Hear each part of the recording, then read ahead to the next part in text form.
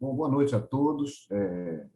Eu gostaria de agradecer a equipe do professor Dantas, né, que aceitou esse desafio da Fundação Verde Herbert Daniel. Eu sou Zé Carlos, eu sou diretor executivo da Fundação Verde Herbert Daniel, sou membro da Executiva Nacional do Partido Verde, né, e presido o partido aqui no Pará, né, aqui no estado do Pará. Eu já fui deputado estadual 2 vezes, fui vereador da capital, fui secretário-chefe da Casa Civil do governo do estado do Pará, e hoje sou advogado, tenho história de advocacia e sou especializado em direito público e direito ambiental. E, e a gente batalha junto aí por essa causa. E faz santa de falar sobre os desafios da democracia, né? Eu preparei uma apresentação, eu vou exibir a apresentação aqui. Então, deixa eu procurar aqui a minha apresentação. Espero que todos estejam assistindo. Tá? Então, vamos lá. Os desafios da democracia, esse é o nosso tema de hoje. Aqui, quem está nos assistindo pela internet, no portal da Fundação, no YouTube da Fundação, em outras redes. Esse é o desafio da democracia, sempre foi o desafio do Brasil, né? Eu separei aqui para vocês dois filósofos. Um filósofo do início do processo filosófico, que era o aluno do Sócrates, né, o Platão, e o Platão dizia, né, que a democracia, ele discutia muito a questão da democracia, então dizia o seguinte: o melhor tipo de Estado possível, que eu separei essa frase, é aquele governado pelas leis encarnadas, ainda que imperfeitamente, por uma espécie de sabedoria coletiva, né? Então, o Estado tinha que ser governado por leis, que era o início desse debate do Estado Democrático de Direito, e essas leis eram feitas pela sabedoria coletiva e acumulada, né? Então, sempre foi um problema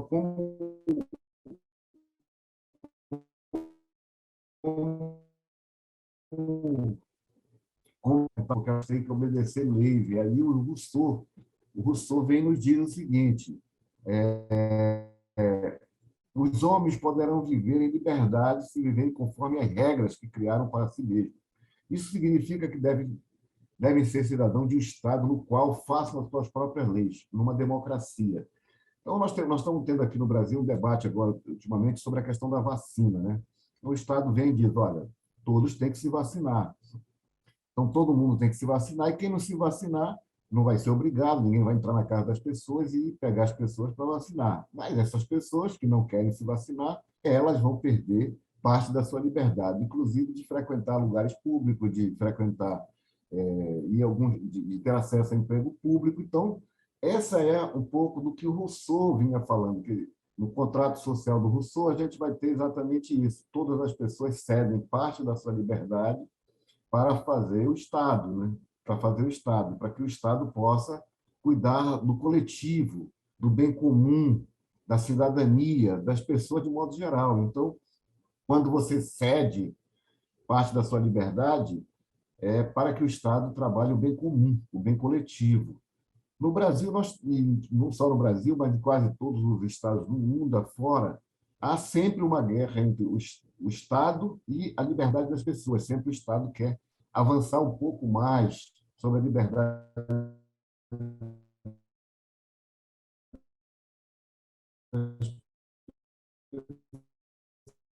sobre a liberdade. E para você, para que faça o governo, as leis, elas só podem ser feitas por uma democracia, pela vontade coletiva, pela vontade de todos os cidadãos. Então, esses são desafios que enfrentou Rousseau, que enfrentou Sócrates antes de Platão, que enfrentou Aristóteles, que enfrentaram todos os filósofos e teóricos que pensaram sobre a democracia. Então, a democracia, na minha opinião, ela é um processo em discussão. Não existe uma democracia pronta e acabada. É um processo. Cada dia, cada instante, você tem que aperfeiçoar a democracia, né? Porque quanto mais democracia temos, mais cidadania, né? Eu, quando fiz essa frase, eu tinha feito ao contrário: quanto mais cidadania, mais democracia. E a frase não estava errada, porque, na verdade, numa democracia, as pessoas precisam ter cidadania para poder participar plenamente da democracia. Então, eu fiz a frase antes, mais democracia, mais cidadania, e depois, num debate aqui com alguns colegas do Pará, né, alguns estudiosos, alguns professores me chamaram a atenção e pediram que eu corrigisse a frase para mais democracia e mais cidadania. Então, as pessoas sem cidadania elas ficam com dificuldade de acesso à informação, de acesso aos conteúdos, de saber, de ter educação, de ter acesso à educação, de poder mensurar problemas complexos. Então, quando você chama elas para decidir, para participar da democracia, elas precisam estar em pé de igualdade, pelo menos. Por isso que o Aristóteles falava que a democracia tem que ser o governo da aristocracia, os governos dos mais sábios, né? O Platão, interpretando Sócrates, já falava em governo da sabedoria coletiva, da sabedoria coletiva. O Estado Democrático de Direito é aquele que garante, aí eu trouxe a nossa Constituição Federal, né? É o Estado que garante aí, olha, cidadania, é assegurado ao indivíduo o direito à vida, à liberdade, à igualdade, à segurança e à propriedade, né? São elementos básicos que vêm junto com a cidadania. Não adianta você estar vivo se você não tem dignidade, não adianta você ter... Sem dignidade, você não tem cidadania. Então, esses princípios aqui, o princípio da cidadania, da dignidade da pessoa humana, são princípios que estão escritos na Constituição Federal do Brasil, no artigo 1º. No artigo 1º, inciso 3º, diz: o princípio da dignidade da pessoa humana é um dos fundamentos do Estado democrático de direito. Então, garantir a dignidade da pessoa humana é princípio básico para que as pessoas possam participar de uma democracia, de um Estado democrático de direito. Então, assegurar, por exemplo, o direito à vida, e a vida não é só o direito de estar vivo, respirando o ar, mas é o direito de dignidade, porque a vida sem dignidade é escravidão, né? A liberdade, a igualdade, a segurança, escrito na nossa Constituição. A nossa democracia brasileira foi uma democracia feita de percalços, né? De percalços. Nós tivemos muita dificuldade com o processo democrático no Brasil. Eu começo da República para cá, eu não vou ao Império, mas eu passo da República para cá. Então, a República, o Marechal Deodoro da Fé, que era um herói da Guerra do Paraguai, liderou uma insatisfação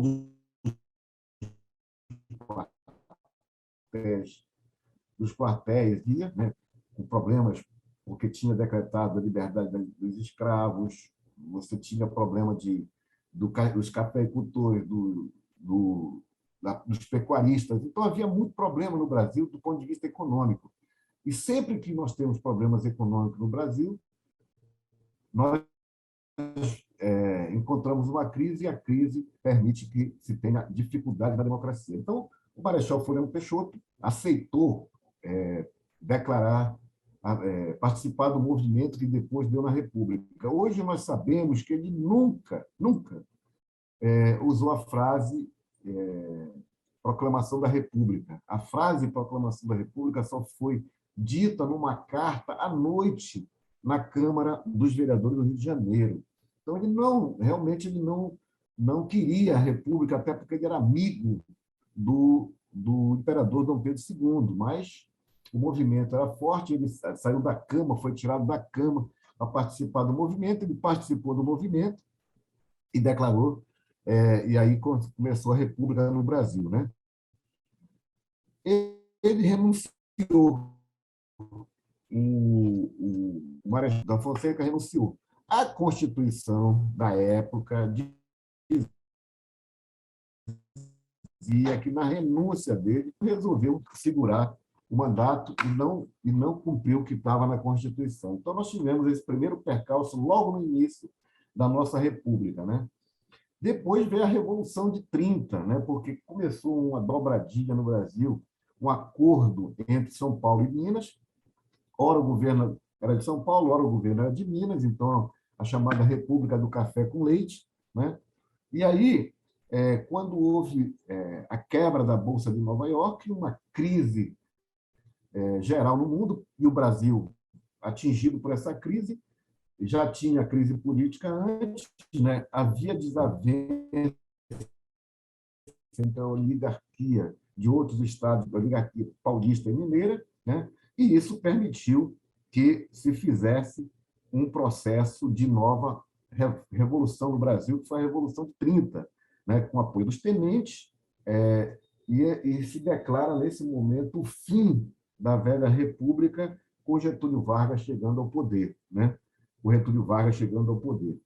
E, logo em seguida, em 9 de julho de 32, os paulistas, né? Porque não foi uma coisa que os paulistas engoliram tranquilamente. Então, quando chegou no ano de 1932, houve a chamada Insurreição Constitucionalista de São Paulo, né? Quem mora em São Paulo sabe que a Avenida 9 de Julho de São Paulo é uma avenida muito importante, e que em São Paulo tem muita homenagem a esse movimento, né? Vargas, então, revogou a Constituição de 89, né? Em julho de 1934, uma nova Constituição. Então, ele assumiu um poder quase ditatorial, né? E houve um golpe de Estado, e criou-se o Estado Novo, né? O Getúlio Vargas deu um golpe de Estado, criou o Estado Novo, e isso provocou muito problema no Brasil, né? Então, toda vez que tem crise, nós vivemos esse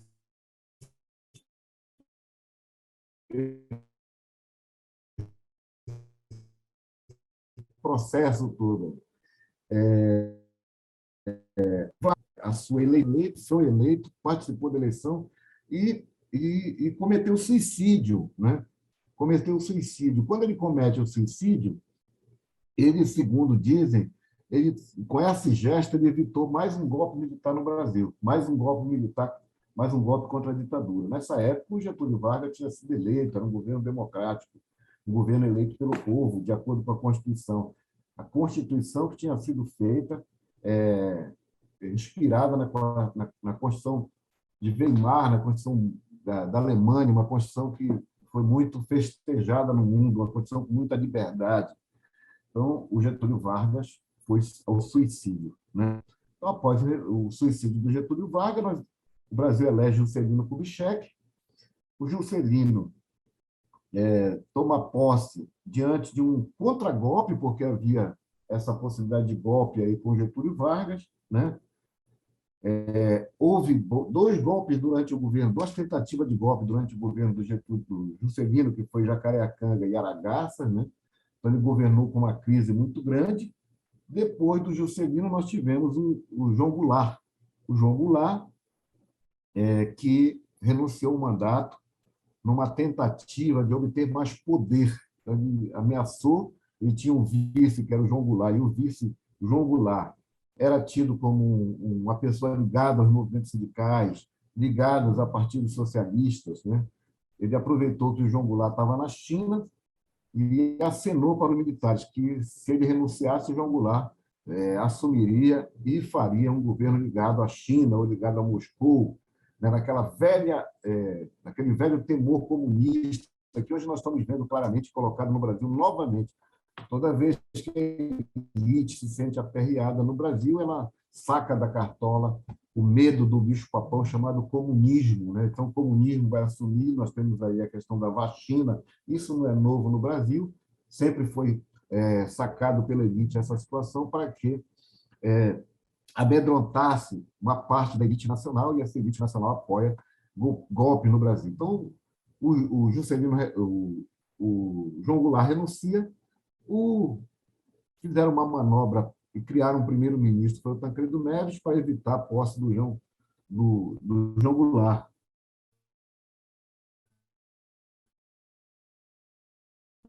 Mas houve uma reação do governador do Rio Grande do Sul, a Brigada Militar do Rio Grande do Sul. Não houve clima para evitar que o João Goulart assumisse, também não tinha o clima, não estava preparado o golpe militar, que aconteceu só em 1964. Em 64, o Jango foi deposto e os militares assumiram o poder. Todo mundo sabe como foi o governo militar. Eu estou falando de pessoas que viveram esse período. Então, e aí passamos aqueles anos de escuridão. O governo do General Médici foi um governo muito duro, um governo que matou pessoas, que prendeu pessoas, torturou pessoas. A democracia foi completamente varrida. Nós tivemos, os partidos foram colocados na ilegalidade, ficamos apenas com dois, não dois partidos consentidos pela ditadura, que era a ARENA, Aliança Renovadora Nacional, e o Movimento Democrático Brasileiro, né? Todas as outras forças políticas mais progressistas, mais à esquerda, foram para a clandestinidade, não puderam atuar politicamente no Brasil.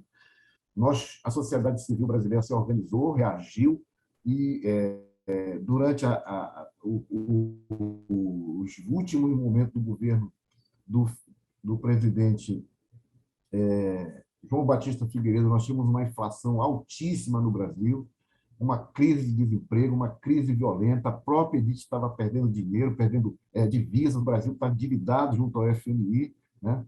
E o que é que aconteceu a partir daí? Nós tivemos um movimento muito forte da sociedade civil exigindo o fim da ditadura militar e a volta para um governo democrático, um governo feito à base do império da lei. E conseguimos fazer esse movimento e construímos uma Constituição Federal, que é uma Constituição, alguns reclamam porque tem artigos na Constituição demais, né? Tem muitos artigos na Constituição, muita gente reclama disso, mas o básico da Constituição, que vai nos primeiros artigos, né, que tem as garantias individuais, principalmente o artigo 5º, que eu peço que se todo mundo lesse o artigo 5º da Constituição e o defendesse, seria muito bom. Então, a Constituição foi um grande momento cívico e democrático do Brasil, mas ela teve um problema. O sistema de governo, que era presidencialista, autoritário dos militares, na Constituição Federal de 88 não houve acordo para um sistema de governo. Então, ficou-se com alguns artigos na Constituição, que são artigos próprios do governo parlamentarista, e artigos que são do sistema presidencialista. E convocou-se, então, um plebiscito que aconteceu em 93. Mas, nesse período aí da Constituição, nós tivemos o governo civil.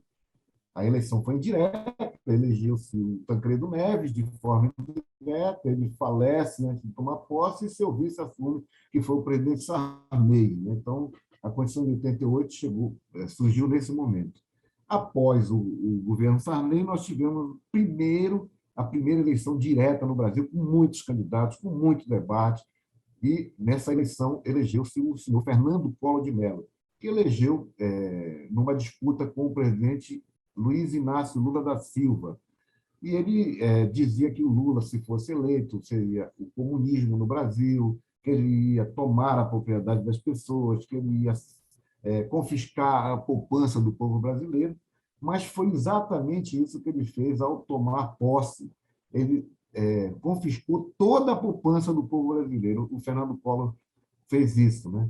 E a crise se estabeleceu no país, a instabilidade democrática foi violenta, e, nesse momento, ele foi o primeiro presidente impeachmentado no Brasil por conta de que se descobriu que, além dele ter confiscado, além dele ter criado políticas econômicas antipopulares, ele tinha um tesoureiro, que era o Paulo César Farias, que foi descoberto que usou durante a campanha de expedientes corruptos, e durante o governo também fez corrupção durante o governo todo do Fernando Collor de Mello. Então, o Fernando Collor caiu sobre isso. Em seguida, nós tivemos um governo de concertação nacional com o Itamar Franco, né, tendo como ministro da Economia o Fernando Henrique Cardoso, que fez o Plano Real, que foi, juntamente com muitos economistas, fez o Plano Real, e se elegeu presidente, né? Em 93, nós temos o plebiscito é votado e o presidencialismo ganhou, mas, ao invés de fazer a reforma constitucional para adaptar a Constituição ao presidencialismo, O presidente Fernando Henrique Cardoso conseguiu apenas três emendas na reforma à Constituição que pioraram ainda o sistema, né? A primeira reforma que ele fez foi conseguir a reeleição para presidente da República, diminuiu o mandato de 5 anos que tinha sido criado pelo presidente Sarney para não coincidir com os outros mandatos, voltou para 4 anos e introduziu no Brasil a reeleição. Então, nós tivemos a reeleição, a diminuição do mandato e a criação do Ministério da Defesa, que era fazer com que os militares pudessem ser controlados pelo civil, né, pelo civil, para evitar que houvesse essa distância entre os quartéis e a vida da sociedade, a vida civil na sociedade, foi feita pelo Fernando Henrique. E nós tivemos, então, a reeleição introduzida. Não tivemos a alteração que a Constituição precisava ser feita, nós não tivemos. Com isso, nós ficamos com um sistema híbrido, que muita gente chamou de presidencialismo de coalizão, e esse presidencialismo de coalizão começou a dar poderes ao Congresso Nacional, e o Congresso Nacional começou a perceber que, se ele se juntasse em maioria, ele podia controlar o Poder Executivo. Em certa forma, era bom que o Legislativo ganhasse mais poderes para fiscalizar, mais poderes para fazer leis, mas não foi isso que aconteceu. Na verdade, uma parcela do parlamento passou a usar esse sistema híbrido com o chamado toma lá da cá. E o presidente Lula, que foi eleito logo após o segundo mandato do Fernando Henrique Cardoso, enfrentou muita dificuldade para fazer uma relação boa com o Congresso Nacional. E dessa dificuldade surgiu, né, a necessidade, surgiu a ideia de ter maioria entregando alguns cargos para partidos políticos que tinham maioria no Congresso Nacional. E todo mundo sabe o que aconteceu a partir daí. Esses parlamentares que usam do poder do sistema híbrido para tirar o toma lá da cá, acabaram indicando para determinadas estatais brasileiras, como a Petrobras e outras pessoas que usaram o cargo na Petrobras para fazer negócio, para fazer uma série de coisas que a nossa Constituição não permite, que o sistema democrático não permite, né?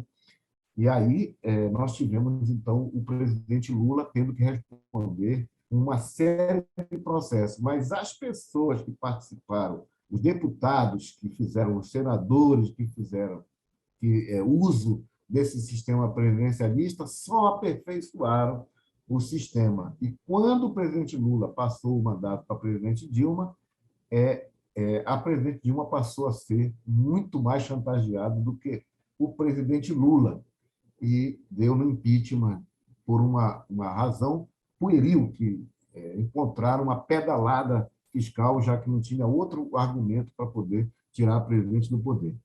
E depois dessa situação do impeachment da presidente Dilma, nós tivemos uma crise, uma eleição muito difícil no Brasil, e essa eleição elegeu o presidente Jair Bolsonaro, né? Então, esses são os percalços que a nossa democracia enfrenta, e o presidente Jair Bolsonaro, como era membro do Centrão, como fazia parte desse grupo de parlamentares que faziam o processo do toma lá da cá, ele hoje governa entregando o poder total ao parlamento. Então, nós estamos com esse impasse ainda no Brasil. O Brasil não é parlamentarista, o Brasil não é presidencialista, tem um sistema híbrido, e esse sistema híbrido tem dificultado a relação institucional no Brasil e dificultado o exercício da presidência da República muito, muito fortemente. E o problema é o seguinte: se tivéssemos parlamentarismo, os deputados eles teriam que responder pelos seus atos. E nesse sistema híbrido eles não respondem, eles mudam de presidente, mudam de apoio, mas não respondem. Então, esses são alguns percalços da nossa democracia que ainda não foram resolvidos e que continuam criando dificuldades no nosso país, e a gente vai ver isso lá na frente, né? Democracia em crise. É uma série de declínios na satisfação com a democracia quando ela não está indo bem. E um dos principais fatores que influenciam essa percepção é a economia. Quando a economia não vai bem, as pessoas lembram que o país não é democrático, então começa uma crise, né? O PV tem, no seu propósito, nas suas propostas, ele tem os 12 princípios básicos do partido. E o princípio número 3, é o princípio da democracia, ele diz o seguinte: o exercício da democracia representativa através do processo eleitoral e da existência de um poder público eficiente e profissionalizado, combinando com o mecanismo participativo e de democracia direta. Então, combinar a democracia representativa com a democracia direta, sobretudo a nível local, nos municípios, principalmente, através de forma de organização da sociedade civil e conselhos paritários com o poder público. Então, quanto mais democracia, mais cidadania, mais participação. E quem é que deve ser forte na democracia? É a sociedade. É aquela frase do Platão que eu vi lá no princípio, né? A soberania coletiva que faz as boas leis. Então, a gente precisa dessa soberania empoderando a sociedade civil. A sociedade civil é que precisa ser forte, né? Democracia representativa e democracia direta. Então, a nossa Constituição diz o seguinte: todo o poder emana do povo, que exerce por meio de representantes eleitos. Então, a primeira parte, que é a democracia representativa, ela diz todo o poder emana do povo, mas quem exerce o poder são os representantes eleitos, né? Então, na verdade, o povo não exerce o poder, ele delega o poder para os seus representantes, e ao eleger o representante, ele entrega uma procuração para que o representante possa advogar em nome do coletivo, né? Então, essa é a parte da democracia representativa. A democracia direta a Constituição prevê plebiscito, prevê referendo, mas acontece que esses mecanismos têm sido pouco utilizados no Brasil, muito pouco se utiliza desses expedientes da democracia direta no Brasil, né? Então, usa-se muito mais essa primeira parte da frase da nossa Constituição: todo o poder emana do povo, mas que exerce por meio de representantes eleitos, né? A Constituição de 88, por mais que tenha tido todo esse problema, ela tem sido um marco importante, porque é o período mais longo que nós temos de estabilidade constitucional no Brasil, de estabilidade institucional, com todos os problemas que eu já passei, que eu já falei aqui. Então, nós tivemos sempre presidente eleito pelo voto direto, cumprindo o mandato, todos os presidentes cumpriram o mandato, e a substituição foi feita de forma constitucional, né?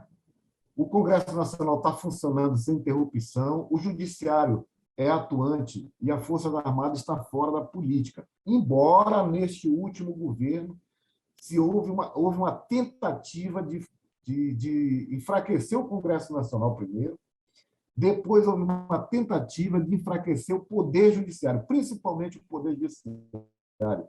E o presidente Jair Bolsonaro trouxe para a política generais do Exército Brasileiro, militares das outras forças. E não foi uma visão muito boa para a democracia, foi ruim, porque até então a gente tinha os militares fora da política. Por quê? Porque as Forças Armadas, quando o Estado autoriza um coletivo de pessoas, paga esse coletivo, entrega armas para ele, é como se você tivesse um vigia armado na sua casa e depois você diz: olha, faz o que tu quiseres, usa a arma contra mim, e isso não pode acontecer. Então, imagina o vigia está armado lá fora e chega para o patrão e diz: vai me dar um aumento, eu boto uma arma na tua cabeça, vai me dar um aumento e vai me tratar como eu quero. Então, não vai acontecer isso. Então, não deve acontecer com as Forças Armadas, né? E o Poder Judiciário tem sido muito atacado pelo presidente da República, principalmente o STF, porque o STF é o guardião da Constituição. Existe algum exagero do STF? Sim, existe algum exagero do STF. Existe, mas não ao ponto de sofrer os ataques que ele vem sofrendo por parte do presidente. Mas a Constituição, com todos os problemas, nós tivemos ressaltar essas coisas que me pareciam ser coisas importantes, né?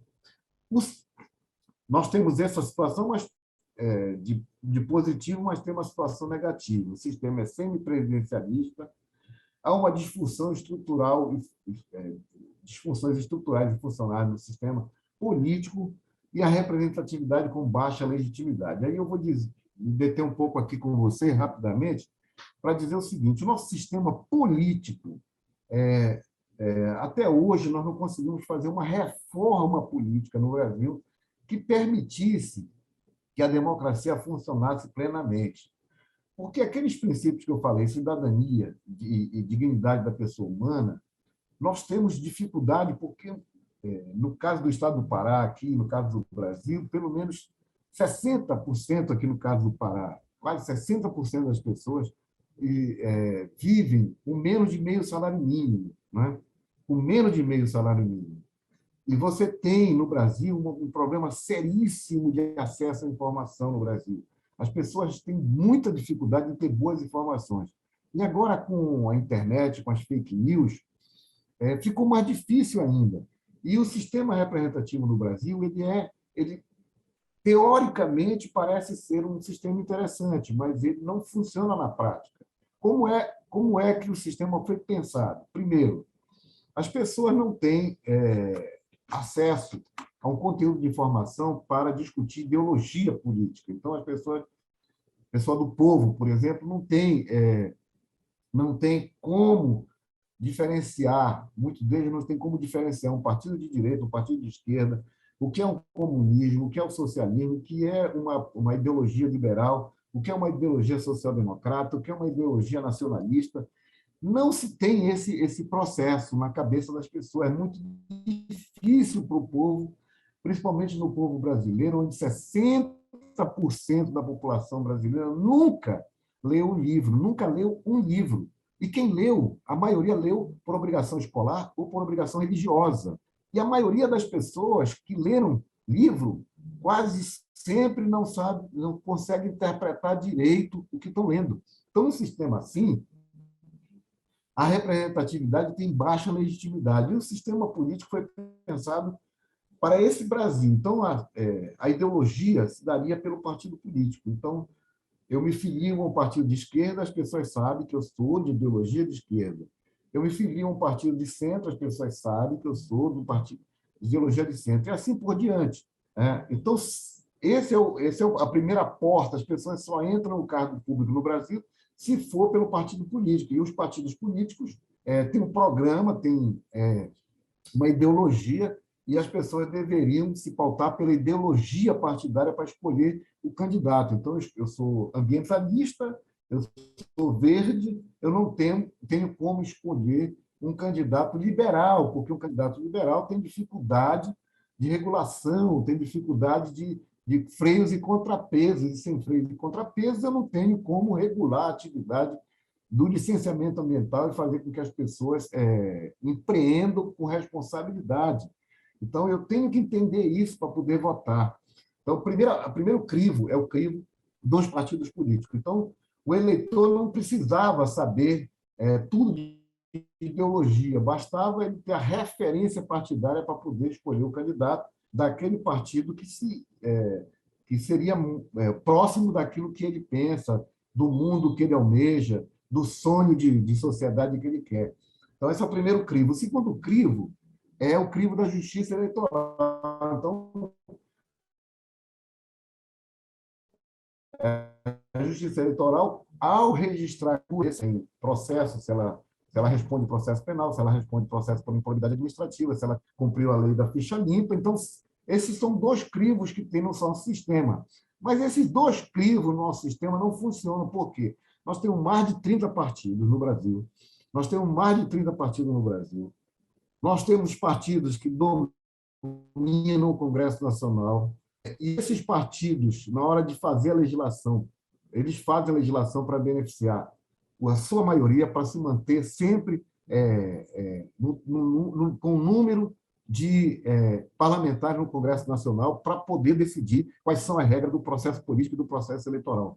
E a maioria dos partidos no Brasil não são democráticos, são partidos de um cacique, de um dono ou de um coletivo de pessoas que usam o partido de acordo com o seu interesse. Então, esse sistema partidário nosso, que deveria ser o crivo, ele acaba jogando contra a democracia, porque os partidos políticos fazem toda a negociação e o eleitor só recebe o prato feito nas vésperas, quando começa a campanha eleitoral. Então, esse é o primeiro problema. O segundo problema é o problema da justiça. O sistema judiciário brasileiro permite com que haja influência política no sistema judiciário, tem influência política, principalmente na justiça eleitoral, tem uma certa influência política de caciques que indicam ministro, parte das pessoas que têm assento no Tribunal Eleitoral, tanto local como superior, são indicados politicamente, e isso dificulta, né, uma certa isenção do sistema judiciário brasileiro, do sistema eleitoral. E também o sistema recursal no Brasil é um sistema que permite com que algumas pessoas consigam empurrar com a barriga um processo. Então, o cara é prefeito, por exemplo. Aí ele rouba na prefeitura do município dele, ele entrega a sua prestação de contas, o Tribunal de Contas do município do Estado vai julgar muito tempo depois. Quando ele é condenado, ele já conseguiu vários outros mandatos políticos, né? Quando ele é condenado, o Ministério Público vai entrar com ação de probidade administrativa, mas ele já tem poder suficiente para influenciar politicamente e fazer com que o processo dele nunca chegue ao final. Então, essas dificuldades que precisam ser resolvidas, né? Nós precisamos resolver isso, né? Então, nós temos essa representatividade baixa, né? E o sistema semipresidencialista é um sistema inventado no Brasil que cria essa disfunção política, como eu já falei anteriormente. Daí eu vou, por fim, agora, trazendo aqui 5 propostas que eu listei, que são propostas que eu defendo, mas que eu deixo aqui para que as pessoas analisem. A primeira, partidos políticos democráticos e transparentes. Se os partidos políticos são estrutura do sistema eleitoral brasileiro, se eles fazem parte do processo eleitoral brasileiro, se eles são fundamentais, eles não podem ser partidos apropriados por uma meia dúzia de pessoas. Então, tem que ter democracia nos seus estatutos, tem que ter transparência nas suas decisões. E tem que ser público, porque qualquer pessoa pode acessar o que os partidos políticos pensam, o que os partidos políticos pregam, o que os partidos políticos fazem no seu dia a dia, né? Então, essa é a primeira proposta minha. A segunda proposta, eu falo do voto em lista, né? A eleição no Brasil tem ficado muito cara, né? Eu defendo o financiamento público de campanha, mas não esse que está aí, porque esse que está aí é um financiamento, primeiro, 4 bilhões e 900 milhões. 4 bilhões e 900 milhões vão ser gastos nessa próxima eleição. Só com a eleição, só com o fundo eleitoral, fora o que a Justiça Eleitoral vai gastar, para conduzir o processo eleitoral. Então, é muito dinheiro. E essas eleições são caras porque se financia lista aberta. A lista aberta. Então, você tem que financiar...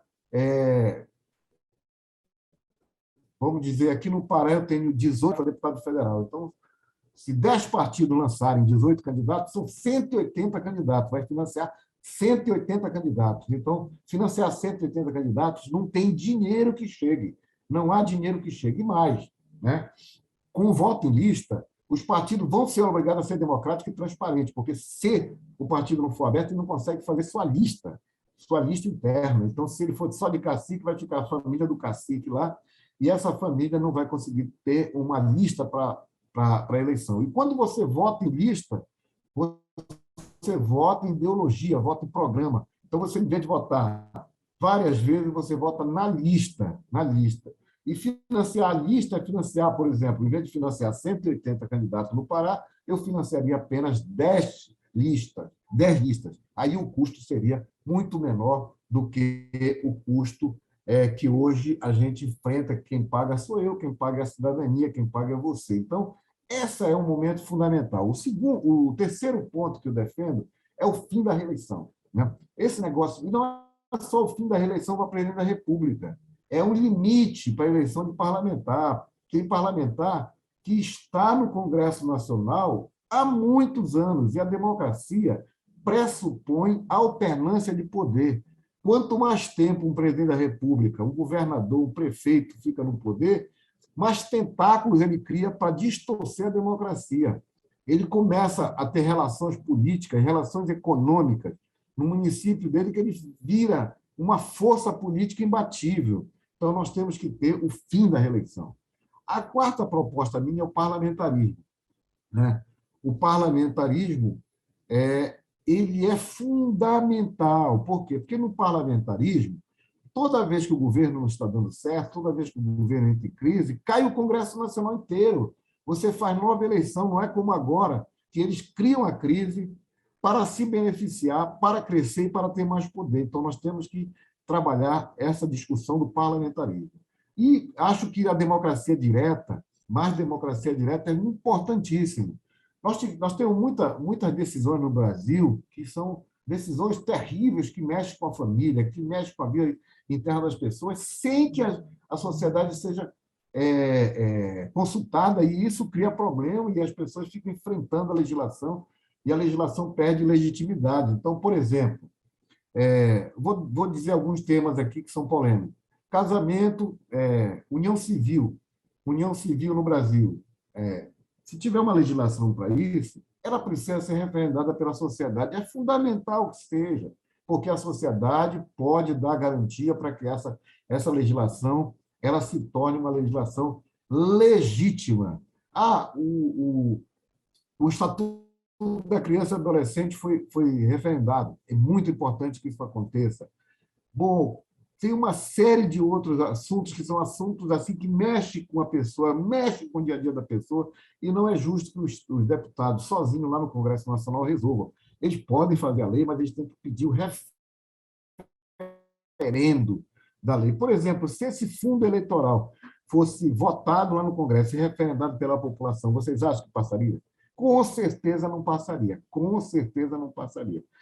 Tem muita coisa no Brasil que pode ser consultada à população na democracia direta. Então, gente, eu queria deixar isso aqui e deixo aqui, olha, são minhas 5 sugestões, e eu queria perguntar quais são as suas sugestões, né? Quais são as suas sugestões? Eu estou tentando aqui encerrar, vou encerrar aqui a minha parte, né? E deixar para o debate, para vocês falarem. Eu não sei como é a condução do nosso querido mediador que está por aí, né? Eu queria agradecer ao professor Dantas, quero agradecer a todos os alunos, quero agradecer ao apoio técnico da Proempresa, né? E espero que eu tenha contribuído, né, com, pelo menos, levantar questões que são importantes. Acho que o Partido Verde pode ser um partido que faça essa diferença nesse debate. Vocês, no município de vocês, vocês nos estados de vocês, podem fazer essa diferença, podem ser militantes da causa da democracia. A gente precisa aperfeiçoar a democracia no Brasil. Não podemos voltar de ré, nós não podemos fazer a democracia retroceder, ela tem que ir para frente. É um sistema que vai se aperfeiçoando. A democracia é bonita por isso, porque ela permite que a gente possa fazer esse debate e a gente possa aperfeiçoar. Então, eu queria deixar essas questões aqui e entrego a palavra para o nosso mediador.